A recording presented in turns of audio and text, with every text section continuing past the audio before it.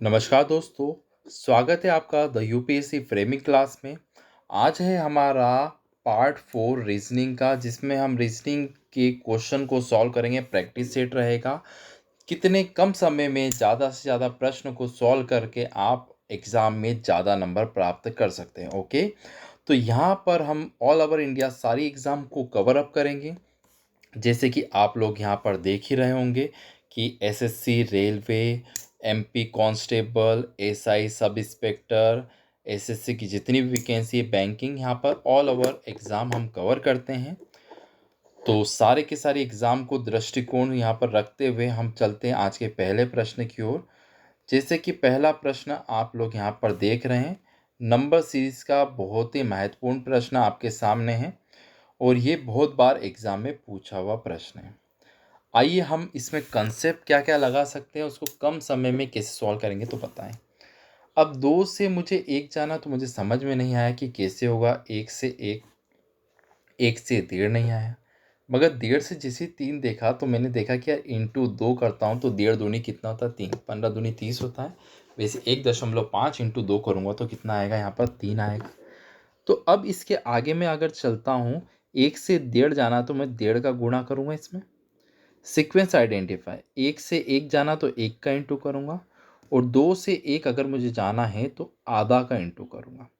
तो मैंने 0.5, 1, 1.5 और 2, तो मैंने यहाँ पर पूरी पूरी सीक्वेंस को यहाँ पर क्रिएट करा है कि आधा आधा आधा यहाँ पर पढ़ रहा है। 3 से 7.5 जाना है तो मुझे 2 है, तो 3 दूनी 6, ढाई अगर इंटू करता हूँ तो यहाँ पर कितना आएगा, 3 दूनी 6, 6 में 1.5 अगर जोड़ता हूँ तो यहाँ पर आएगा 7.5। कितना आएगा, 7.5। ओके, अब अगर मुझे आंसर यहाँ पर चाहिए तो यहाँ पर ढाई का इंटू हो गया।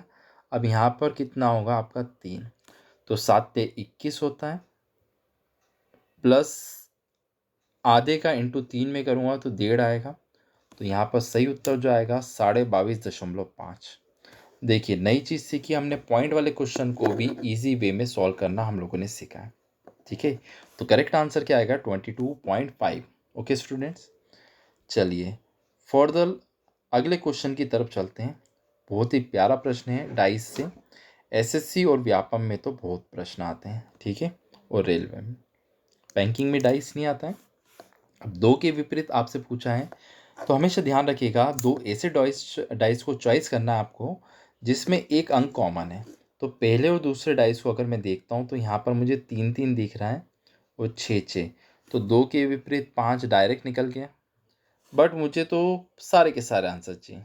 क्या चाहिए मुझे, सारे आंसर चाहिए। ठीक है, तो 2 के विपरीत 5 आगे देखेंगे, चेक करेंगे सही है या नहीं है। ठीक है, अब मैं यहाँ पर पहला और आखिरी डाइस ले रहा हूँ तो 3 दिख रहा है, तो 3 पे क्रॉस लगाया, घड़ी घुमाई, 3, 2, 6। यहाँ पर 3 पे क्रॉस लगाया, घड़ी घुमाई, 3 के 3, 5 और 4। अब जैसे कि आप लोग यहाँ पर देख रहे हैं कि 6 के विपरीत क्या होगा, 4, और 2 के विपरीत 5, तो मैंने भी यहाँ पर 2 के विपरीत 5 निकाला था। मगर ये जो मैंने टेक्निक बता रहा हूँ तो ये सभी डाइस में सारे प्रश्न के उत्तर दे देगा आपको। तो 3 के विपरीत एक अंक आएगा, उसका नाम है 1, है ना। अंक कौन सा आएगा, 1। तो आपसे क्वेश्चन पूछा था 2 के विपरीत कौन सा अंक आएगा, तो मेरा आंसर 2 के विपरीत 5 आएगा, ऑप्शन नंबर ए। देखिए कितना आसान सा प्रश्न था, बस छोटा सा कंसेप्ट अप्लाई करा मैंने और यहाँ पर मैंने सॉल्व कर लिया। अगला जो प्रश्न आपके सामने वेन डायग्राम से बहुत ही प्यारा प्रश्न दिख रहा मुझे, कंसेप्चुअल क्वेश्चन है। यहाँ पर बोला गया है आपको, बोला गया है कि दी गई आकृति में कितनी बड़ी बोतल नीली है, नीली नहीं है। बड़ी बोतल है, देखो ये बिग है, ये बोतल है, और नीली नहीं है। तो अब मैं अगर यहाँ पर देखता हूँ तो मैंने ये जो नीली नहीं होना चाहिए तो इसको मैंने एक सर्कल बना लिया। ठीक है, अब बताइए मुझे यहाँ पर जो बड़ी और प्लस बोतल, ये बड़ी आ गई और ये बोतल है, तो कितनी आ गई यहाँ पर, खाली ये दो, एक ये सर्कल और ये कॉमन आ रहा है, तो ये 37 अंक मुझे दिख रहा है। कौन सा दिख रहा है यहाँ पर, 37 दिख रहा है। तो 37 इसका क्या होगा, उत्तर होगा। ध्यान रखिएगा, बड़ी बोतल मगर नीली नहीं है, ठीक है, तो ये प्रश्न इतना आसान तरीके से सॉल्व हो गया, सोचिए, है ना। तो 37 इसका करेक्ट आंसर आएगा। चलिए, सारे के सारे महत्वपूर्ण प्रश्न आपके सामने है ना, तो एग्जाम में बार बार रिपीट हुए या फिर बहुत ज़्यादा टफ हो सकते हैं। अब देखिए, यहाँ पर दिशा दूरी से क्वेश्चन है। एक व्यक्ति सुबह 8 बजे, सुबह की बात कर रहा है, तो आपको पता है पूरब, पश्चिम, उत्तर, दक्षिण होती है। सूर्य पूरब से उगता है तो परछाई इस तरफ कहीं पड़ रही होगी। चलता है और देखता है कि उसकी परछाई उसके दाएं ओर पड़ रही है। अब व्यक्ति चल रहा है और परछाई उसके दाएं ओर, तो आप अपने आप को नीचे मान लो। ये आपका बायां है जिसे आप वीडियो देख रहे हैं, और ये दायां है। अब परछाई पड़ रही है तो इस तरफ पड़ रही है, परछाई कहाँ पड़ रही है? दाएं ओर। तो व्यक्ति उत्तर की ओर देखता तो इधर लेफ्ट और राइट आता, मगर ये तो पॉसिबल हुआ नहीं है। तो व्यक्ति कहाँ पर देख रहा होगा? दक्षिण दिशा में। यहाँ पर व्यक्ति देख लिया दक्षिण दिशा में, तो इधर राइट, आपके सामने जो बैठा होगा आपका राइट और लेफ्ट होगा। अब अगर मैं यहाँ पर बात कर रहा हूँ तो उसकी परछाई, सुबह का समय तो परछाई इधर पड़ेगी आपकी, है ना, परछाई कुछ इस ओर पड़ेगी, तो उसके दाएं ओर पड़ रही है, तो उसका मुख कहाँ होगा? तो उसका मुख होगा बच्चों दक्षिण दिशा में, ये, क्योंकि परछाई या तो लेफ्ट या तो राइट पड़ेगी, और हमने कंडीशन अप्लाई करी तो आपका आंसर आएगा डी। है ना आसान सा प्रश्न। चलिए आगे अगला प्रश्न हम देखते हैं। यहाँ पर देखिए, वापी से दिशा दूरी से, सॉरी, ये क्वेश्चन जो है आपके रैंकिंग एंड ऑर्डर से क्वेश्चन बिलोंग करता है। ओके स्टूडेंट, राहुल बाईं ओर से 11वें स्थान और दाईं ओर से चौथे स्थान पर है, तो ये पूरा हो गया, ये बायां हो गया मतलब लेफ्ट, और ये राइट। राहुल कितना है? 11, और इधर से कौन सा है? चौथा स्थान है।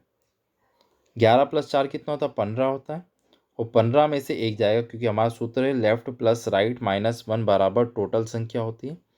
तो टोटल नंबर ऑफ स्टूडेंट्स यहाँ पर अगर आ गए तो 11 + 4 14, 15 और एक 14 स्टूडेंट्स हो गए। पंक्ति में कितने और विद्यार्थी शामिल किए जाए कि कुल संख्या 28 हो जाए? अभी वर्तमान में 14 है, तो 14 और मैं जोड़ दूंगा तो कितना हो जाएगा? 28। तो आंसर कितना हो गया यहाँ पर? सी। सोचिए कितना आसान सा प्रश्न है, बस कंसेप्ट आपके क्लियर होना चाहिए, और कंसेप्ट हम रेगुलर लेक्चर डाल के हम यहाँ पर क्लियर कर देंगे। ठीक है, चलिए अब अगला प्रश्न आपके सामने मैथमेटिकल ऑपरेशन से संबंधित है। माइनस का अर्थ है यहाँ पर भाग लिखा हुआ है, प्लस का अर्थ लिखा हुआ है यहाँ पर गुणा, डिवाइड का अर्थ है यहाँ पर घटाव, और इनटू का अर्थ है जोड़। अब मेरे को एक कंसेप्ट मैंने आपको बताया है पिछले वीडियो में भी, जब भी इस प्रकार के आए तो 4 बार चेक नहीं करना, और 4 में कम से कम 5 से 7 मिनट वेस्ट होंगे। माइनस की जगह यहाँ पर डिवाइड रखना, आपको माइनस की जगह क्या रखना है? डिवाइड, और देखना है क्या होता है। अब मुझे बताओ आप, 20 डिवाइड बाय, ये माइनस है तो यहाँ 12 करता हूँ तो पॉइंट में आंसर आएगा, और यहाँ पॉइंट में है क्या? नहीं है, तो पहला ऑप्शन तो क्या हो गया? यहाँ पर कैंसिल हो गया। ऑप्शन एलिमिनेट करने वाली मेथड में आप लोगों को बता रहा हूँ। अगला है, यहाँ पर माइनस रखता हूँ मैं 6 डिवाइड बाय 20, तो वापस पॉइंट में आएगा, तो ये ऑप्शन भी कैंसिल हो गया। फिर तीसरी जगह रखता हूँ मैं 20 डिवाइड, 20 माइनस है तो माइनस के डिवाइड रखा, तो यहाँ पर भी पॉइंट में आएगा, तो ये भी आंसर नहीं होगा। अब अगर यहाँ पर आखिरी वाले में आपके सामने मैं यहाँ पर रखता हूँ, ठीक है, तो यहाँ पर डिवाइड जैसे ही रखा तो 60, 1 से डिवाइड करा तो 7 ही आएगा, और पूरा अगर सॉल्व करता हूँ तो आपका आंसर आएगा 70। ठीक है, ये चारों साइन, तो बस इतना ध्यान आपको रखना है, यहाँ पर आसानी से आप लोग क्वेश्चन को सॉल्व कर सकते हैं। अगला प्रश्न है, यहाँ पर मिसिंग कैरेक्टर फाइंड आउट करना है, यहाँ पर क्वेश्चन मार्क है यहाँ पर। ठीक है, अब अगर 18 और 19 अगर मैं देखता हूँ, उससे 35 मुझे लाना है, तो इधर भी 43 लाना है, तो 18 दूनी 36 होता है, और 37 में से कितना माइनस कर दूँ? -2, तो 35 आ गया। तो मेरे कंसेप्ट क्लियर हुआ है कि दोनों को प्लस करके -2 हो रहा है। अगले में जाता हूँ तो 22 + 24 होता है 46।